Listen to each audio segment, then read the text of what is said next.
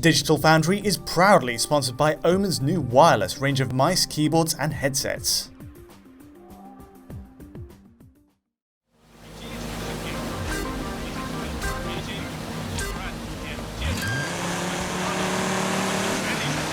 What makes the next-gen difference? As the launch of Xbox Series S, X and PlayStation 5 all draw closer, it's the question we're all asking. And today I have something special to help give us some answers. Hands-on access to our first next-gen game, Dirt 5. Developed by Codemasters Cheshire of Onrush fame, this is the first Series X title we've been able to test in-house. Series S and X benefits include a unique 120Hz mode, faster loading times, and the potential of higher resolutions and settings than current-gen machines. Now it must be stressed this is an early build, there's still optimizations to be done before Dirt 5's release on November 10th, but as a showcase for next-gen, as an early peek at a launch title, I think you'll be very impressed. How does Dirt 5 evolve over its predecessor then, and also the studio's work on Onrush? And how is the power of Series X put to work across 3 playback modes? Let's dig in and find out. First up, the basics. Dirt 5 builds on a truly remarkable foundation, using an evolved form of the Onrush engine. To recap a little, Codemasters Cheshire is Evolution Studios in spirit, with key members of the team behind Motorstorm and Drive Club regrouping.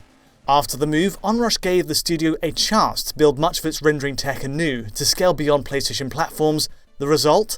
A flexible engine that allows for vast open terrain racing and online play with 24 vehicles. We have photogrammetry captured materials, mud and snow deformation, dynamic weather, volumetric fog, and the best bit, all of this runs in harmony at 60 FPS on PS4 and Xbox One consoles.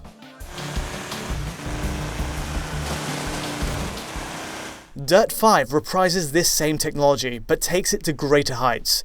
It says a lot because there's already a great wealth of options at Codemasters, from the Ego engine used in F1, Grid and the Dirt series, to Slightly Mad's own Project Cars engine. Instead, Dirt 5 puts aside the Ego engine of its predecessor, and we get this revolutionary forward step. Onrush's best features are repurposed for an arcade-style rally game, but it goes much further in several respects. Vehicles are larger and more geometrically complex, physics are rewritten since Onrush, while track detail is ramped up enormously. The engine's far more scalable too, factoring in current-gen machines as usual, but also now Series S, X and PC. It even includes a 4-player split-screen mode, something we just rarely see in racing games these days. Oh, and to top it off, a new Playgrounds mode lets you build and share custom levels. More on that later. The first thing that strikes you about Dirt 5 is its terrain. From the gravel of an Italian mountain route with this tessellated effect, to the reflective mud tracks of a China circuit, every location is crammed with detail. There's a great 3-dimensionality to the ground, and most of this is best seen from the bumper cam. Onrush's workflow depended on photogrammetry capture taken from drone footage to create a starting mesh for the environment, an approach that may be in use here. The result in Dirt 5 regardless gives physically accurate materials that react to light in a consistent way. A day-night cycle and dynamic weather also factor in, often completely transforming a track by the end of a race. Puddles even form across terrain as rainfall sets in properly. Lighting is constantly in flux, and so the materials have to adapt in a realistic manner, and Dirt 5 nails it. Next there's the effects and physics. Procedural dirt and damage play a huge part in adding agency to a race. Mud splatters and dust rises behind the tyres of your competition. All of the rising debris builds up on car bodies as you go, which deform and crumple on impact. All told, it's an impressive spectacle at a starting grid. 12 cars can create absolute havoc on mud-soaked tracks. Much of the physics engine is built in-house for tyres and suspension, and that's not to mention the impact you leave on a track.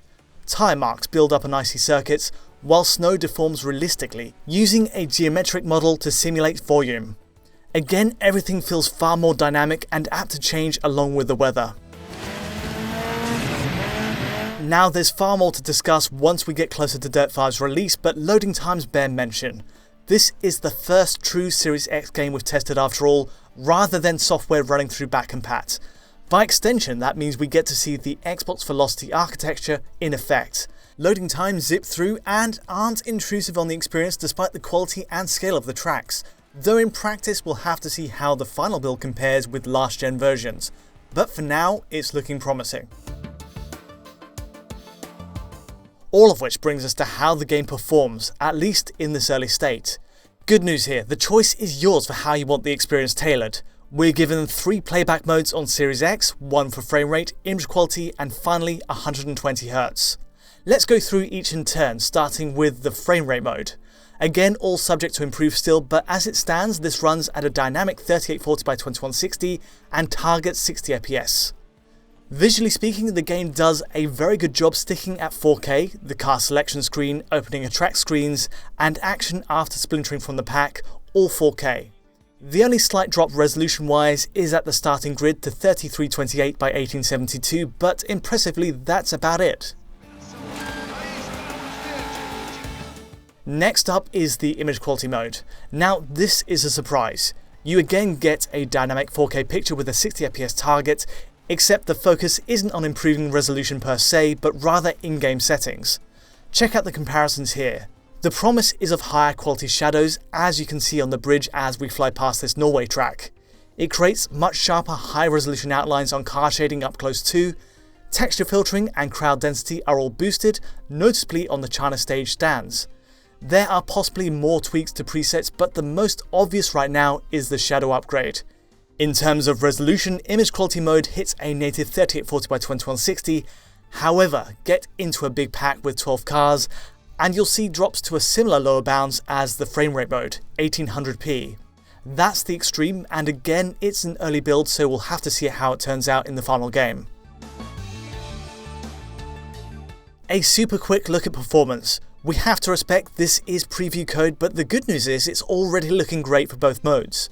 Each targets and holds 60 FPS. The first few tracks in frame rate mode show this off beautifully, a locked 60 FPS with only a very occasional flash of screen tearing. The East River stage is the only real exception, causing more drops and tearing on average, but it's an outlier against the majority of tracks. All round, it does what it says on the tin, giving both a 4K image and consistent 60 frames per second. I'd love to see how the last gen machines stack up against it. The image quality mode, meanwhile, with its higher settings, is true to its name. It doesn't prioritise this performance level, and so you can see more drops from time to time. But again, early days, with much more optimisation to come. The outlook right now, though, is good for both standard modes on Series X. Perhaps the most exciting twist for Series X is the 120Hz mode. To explain a bit, this third option only becomes available if you switch your console settings to 120Hz output via the Xbox front end.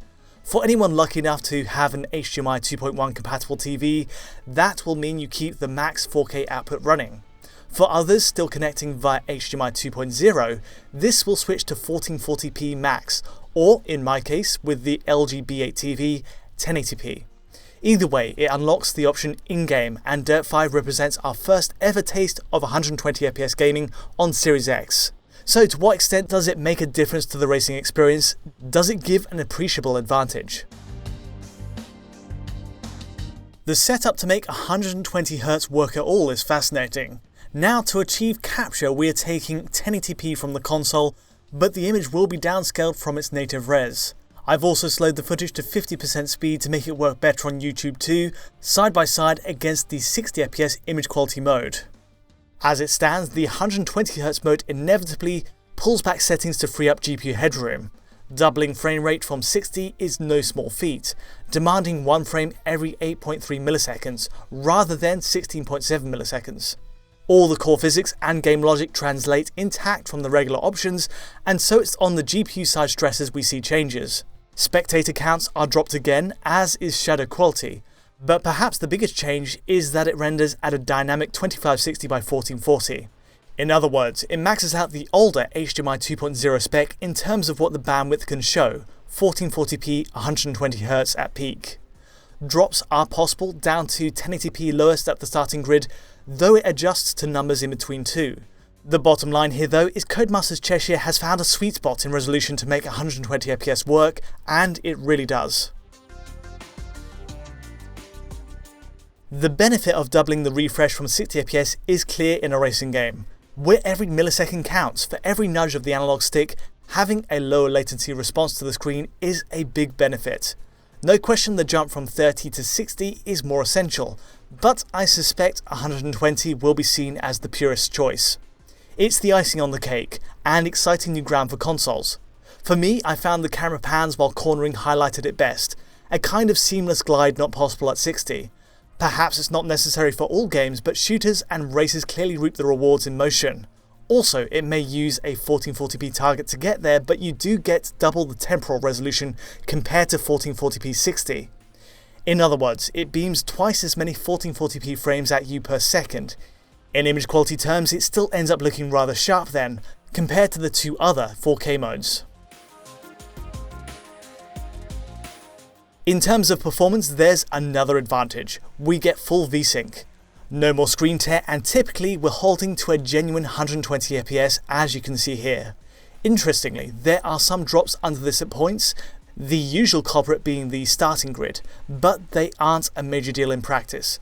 I've seen a rare hit to 90fps, but at such a high refresh it's hard to pick out by eye. It makes sense too, a drop from 120fps like this is only a 8.3 millisecond difference in frame persistence, next to 16.7 milliseconds for a similar drop from 60fps.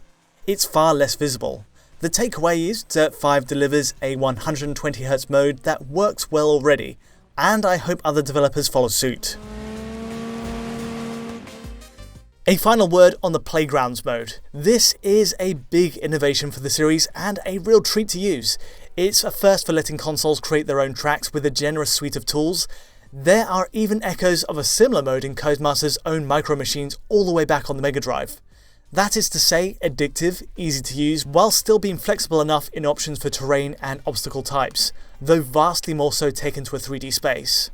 It's also intriguing to see how Series X is barely strained by this mode.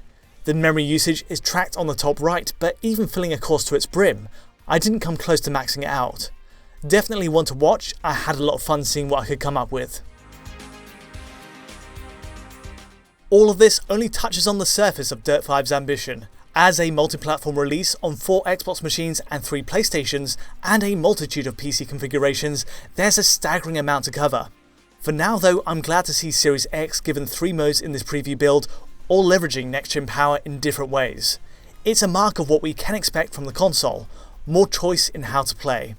Also a relief is that no matter which mode you use, Dirt 5 is an evolutionary leap for the series, and one that should see the next-gen consoles launch in style. All eyes to mid-November then. It's going to be a heck of a ride. But that's all from me today. If you did find this video useful or insightful in any way, feel free to like or subscribe, and don't forget to use that bell to get notifications as any new video lands. To get a high quality version of this video, check out our Patreon at digitalfoundry.net, and to get in touch with me or the team, just use Twitter. But from me for now, thanks for watching.